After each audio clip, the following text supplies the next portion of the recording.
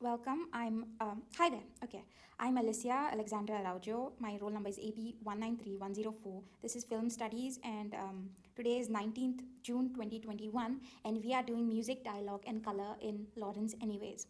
So, to introduce you to Xavier Dolan, he's a Canadian who was born in Quebec. That's his hometown over there, and he's been an actor and a director and also an editor, so he wears a lot of hats, which is fine, but what we're going to talk about is only his directing. So the timeline for his directing is, he started when he was 19 years old with I Killed My Mother, released in 2009, and Laurence Anyways is his third film, and he was just 23 years old when he made Laurence Anyways, and it was published. Now, in 2014, Xavier gained major recognition for his film Mommy, and that's the starting point of his fame, like his proper fame. Now, if you have ever heard of Adele, then Xavier is the guy who directed her music video. So, hello, it's me, you know that one? Yeah, he's the guy who directed it. That's a nice fun fact. And he's still making movies because we have another one in 2022 that's just coming out, I guess, next year. Okay, so now we're going to talk about music, the functions of music in a film, and we're going to look at his movie, this third movie of his, from that perspective. Okay, so we're going to look out for examples in his movie.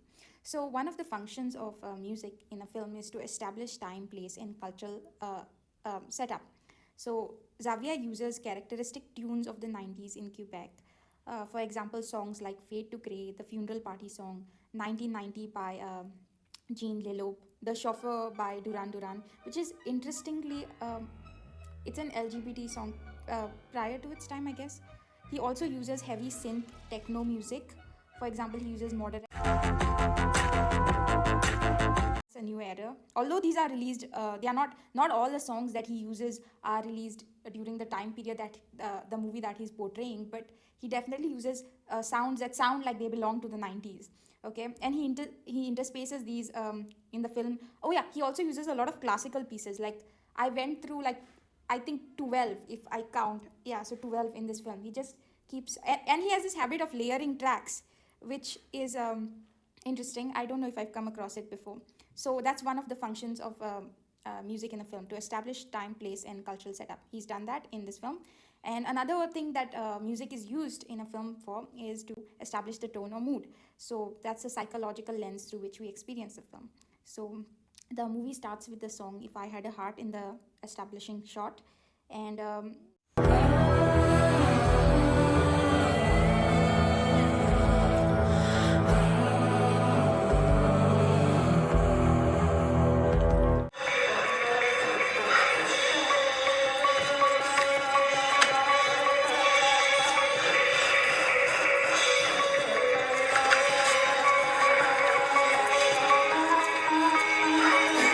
the point. He's trying to get you in the character's headspace, I guess, to convey that sort of confusion. And of course, this movie is about gender and coming to terms, not coming going through your identity in a way, like, accepting your identity, going forth with it. So yeah, that he established the tone and mood with that. Then we have reveal the psychological states of mind. So either music can reveal psychological states or intensify them. Now we have a scene where we have the main characters, both of them in a car driving, and as the music keeps changing.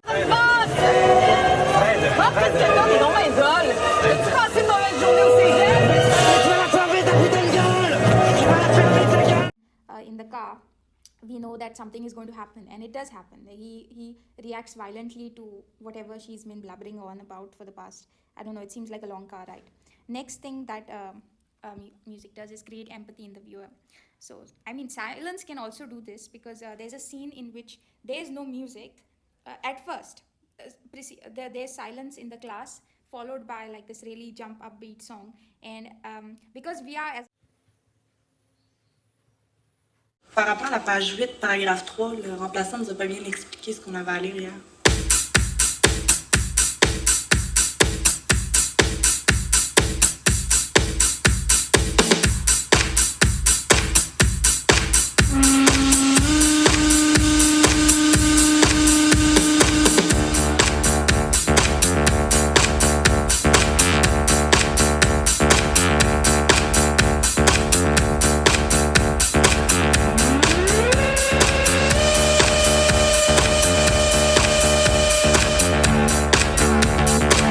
you're feeling embarrassment and maybe scared for the character, because he's for the first time dressed up as a woman, and he's come to a school and he's in front of like 100 students or something, and no one's saying a word. It's a pin drop silent situation, and then the moment someone says something, like the student seems okay with it, and the track is laid over there, and it's like this upbeat preppy track, and it just takes you through that elation and euphoria. You feel like, oh my god, if I was in this situation and people just like treated me normally, that's sort of how it creates empathy in the viewer, and also feel as the characters feel. This is like, I can see this many times in, I guess, all movies. Like you'll see this when the main character, what's his name? His name is sorry, oh my god, I keep saying his. The main character, at that point it's a he, but after she's a she. So the main character Laurence is feeling safe with the five roses. Then she feels safe. On aime donc ça, la visite.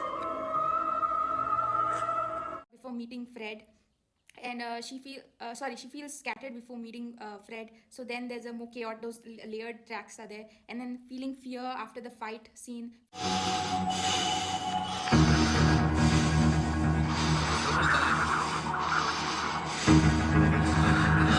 Feeling despair after the fight scene. So we can get all those emotions from the music, because Dolan's really using a lot of music. He uses so many tracks. There are like 50 tracks in this movie. I'm sorry, maybe 40, not 50. That's an exaggeration. So now, and there's also feeling freedom and acceptance at the cafe.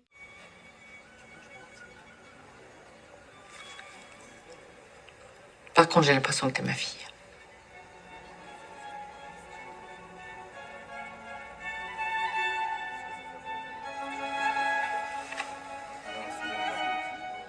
When his mother accepts her as her.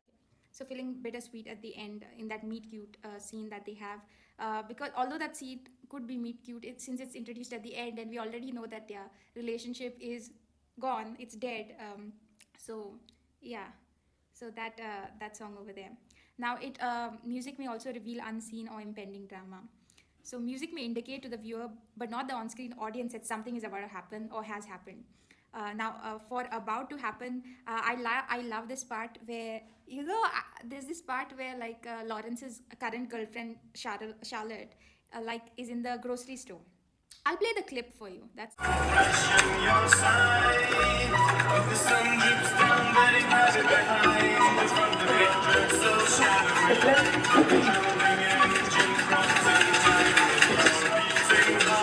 Bon, ça y est Léo, on est dans les bonbons là. Qu'est-ce que tu me fais?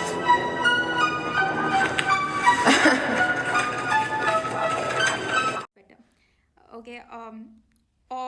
Or Fred agrees to run away with Lawrence, or Fred is going to cheat on Lawrence, fade to grey. So there are different songs used for these different scenes, and these three songs, Moderate, Duran's song, then this A New Era by Moderate, and Fade to Grey. These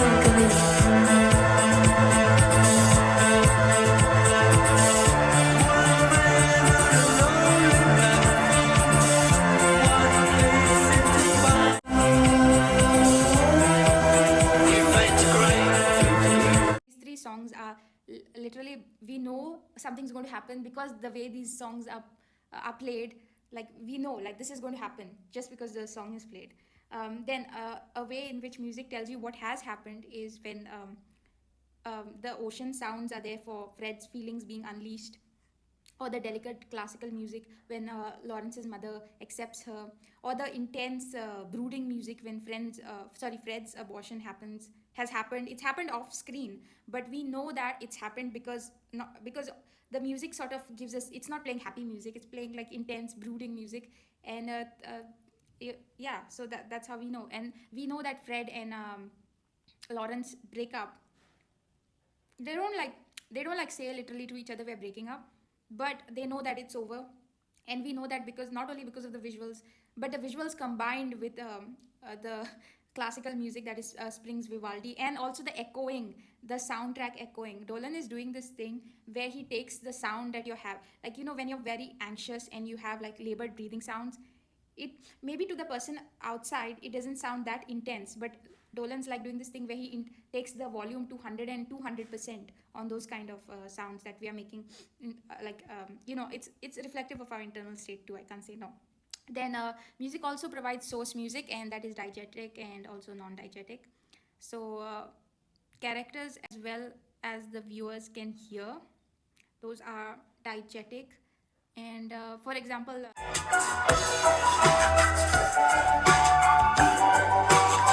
Hein? T'aimes sur le resto ou pas? Jeannette, c'est une blague, tu me parlais? Lawrence listening to Duran Duran and all the party music scenes in there, because we all, the viewer as well as the audience as well as the character, can hear it. And non-diegetic is non-source music, and it's basically when the character can't hear, only the audience can hear. So the chaos music track overlays that that overlays on Lawrence's. Lawrence is listening to classical music, okay, and in the background we have these chaos track over. No, in the foreground we have that. To put our attention to the chaos that is about to happen. So that's an example of non-source music. Because see, the character over there can't hear. We can hear it. We know something's going to happen, but Lawrence doesn't know. So that's the thing. Okay. Then transition music is like either you can make it smoother or sharper. Now I couldn't think of anything smoothen, because maybe when you smoothen things out, you'd hardly notice it. But sharpen, I do remember when Lawrence reads Fred's letter saying, come find me. There's this sharp sound when the words are flashed on the screen. So that would be an example of transition music. Then intro or outro music. Now the intro or outro music brackets the film. It guides us through the film and out of it. So If I Had a Heart is the intro for the film, and it's played as Lawrence is actually walking to an interview. The film actually starts more so with a voiceover. No, it's a conversation that, but not. Oh my god, it's so okay. But yeah, there is a song that is the intro. C'est Laurence Anyways. And there is a song that is the outro, that is that bittersweet song that I couldn't find. Then there's also the leitmotif, which is again a common musical device used in to support a film's narrative. It helps unify, amplify, and clarify the film. It can be associated with a person, a place, a thing, an idea, an emotional state. So Lawrence doesn't have a theme, but I think he does. I don't know. The string mandolin music keeps repeating at key moments in his life. So I feel like they're either moments of they're heightened emotional states. So that's why that stringed mandolin music. It's a double stringed instrument. I just don't know what this track is. I couldn't find it. And also the Moderats New Era. That's the song. He uses it, but then he also keeps adding it. Like in those tracks in which he puts 3 or more tracks, he puts a version of Moderat song, because I could hear it in the background. So these are the 2 leitmotifs that I have found in this movie, the 2 musical leitmotifs that I have found in this movie. Now another aspect of actually sound, there is dialogue. And dialogue has 3 components usually in a film, that is voiceover, monologue, and conversation. Laurence Anyways uses conversations. There's no voiceover, and there's no monologue, because at all times he's speaking to someone. Even if we don't see that person, there is someone over there. He's not speaking alone. I mean, mostly 100% it's the interviewer who's there. He's not talking alone. Okay. So dialogue here is often presented before the shot. So sometimes there's a scene, right? But before the scene, there's the dialogue of the scene. Like the dialogue starts in another shot, and then you go, and then you're in the scene. I don't know. Yeah, that's what I've noticed. So because again, he's having throughout the movie, he's explaining his life to the interviewer. So so the dialogues between him and the interviewer go back and forth, even if the visuals are of something else. So now here's a not so fun fact. This movie is actually based on a real life person, and that real life person is called Luce Baillarge. It's French, so it could be pronounced as custard or I don't know. It could be pronounced as something that I don't even know. So it was inspired by Luce Baillarge, and but unfortunately Baillarge died of a heart attack before it was completed. So that's a very sad fact. Okay, now we're going to talk a little bit about color, because I didn't do this in detail. So there are ways in which color is used in the movie, and that is for psychological reactions of the audience, focus on details, representing character traits, changes in society, arcs, and it sets the tone of the movie. there are a lot of pastel colors used in Laurence Anyways. One thing I've noticed is that at the start, you see, okay, at the start when Lawrence is a man, he wears black, and this is because he is hiding his true self. So everything that he wears is like a sleeker, like it's all designed to make him blend in and not be noticeable. But when she is true to her identity, she changes her color style.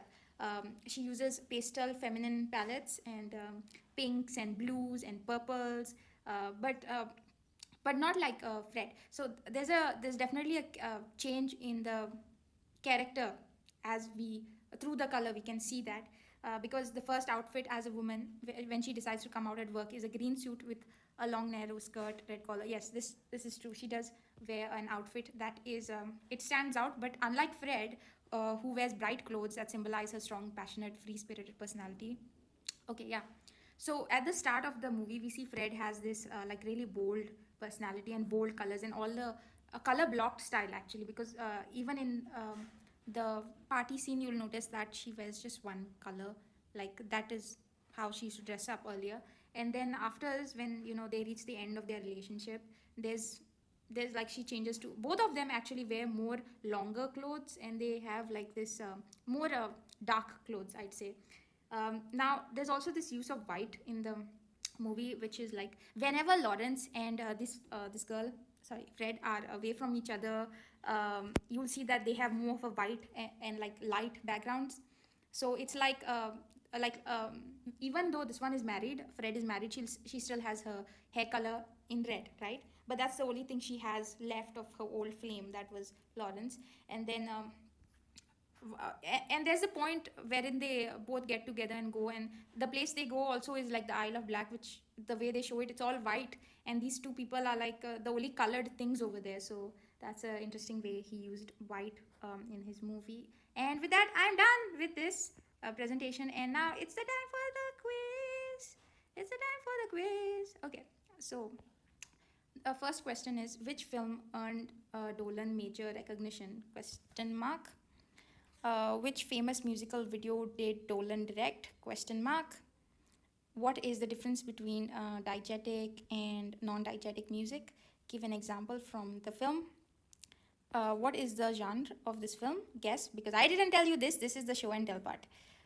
What are the two leitmotifs used throughout this film? Hint, I told you about it. What are the three types of dialogues used in a film? Which one is used most in Laurence Anyways? I also told you this one. Then the next question is, any three ways color is used in a movie? You can just give me like general stuff. Then how is color used to represent character traits in the film? One example. Then the ninth question, I told you this. Who is this film based on? And the 10th question is, how is white used in the film? I just told you this just now. So yeah, that's it. Thank you so much and have a nice day.